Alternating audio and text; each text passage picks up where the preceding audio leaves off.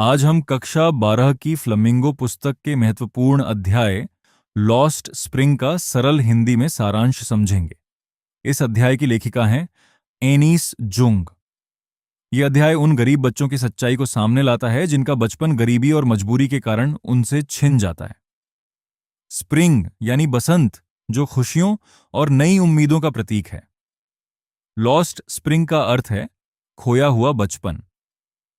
साहब की कहानी का पहला भाग साहेब ए अलम नाम के एक लड़के के बारे में है। उसका नाम का अर्थ है संसार का मालिक, लेकिन वास्तव में वह बहुत गरीब है। साहब दिल्ली की गलियों में कचरा बीनता है। उसका परिवार बांग्लादेश से आया था।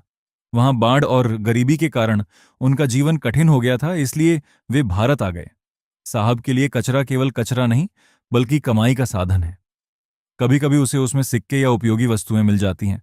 वह नंगे पैर चलता है और क्लब में खेलते बच्चों को देखकर टेनिस सीखने का सपना देखता है। कुछ समय बाद उसे एक चाय की दुकान पर नौकरी मिल जाती है। अब उसके हाथ में चाय के गिलास हैं, लेकिन उसके चेहरे की चमक और स्वतंत्रता गायब हो जाती है। मुकेश की कहानी का दूसरा भाग मुकेश की कहानी है, जो फिरोजाबाद में रहता है। फिरोजाबाद कांच की चूड़ियों के लिए प्रसिद्ध है।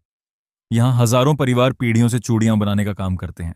वे अंधेरी गलियों, गर्म भट्टियों और कठिन परिस्थितियों में काम करते हैं। इस काम से उनकी आंखों की रोशनी भी कमजोर हो जाती है।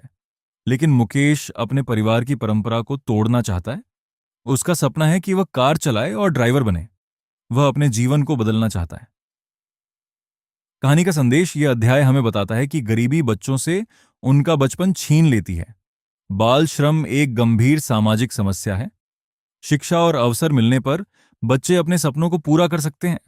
और सबसे महत्वपूर्ण बात, कठिन परिस्थितियों में भी सपने देखना नहीं छोड़ना चाहिए। निष्कर्ष, लॉस्ट स्प्रिंग एक मार्मिक अध्याय है जो समाज की कठोर सच्चाई को उजागर करता है। साहब और मुकेश उन लाखों बच्चों का प्रतिनिधित्व करते हैं जिनका बचपन संघर्ष में खो जाता है।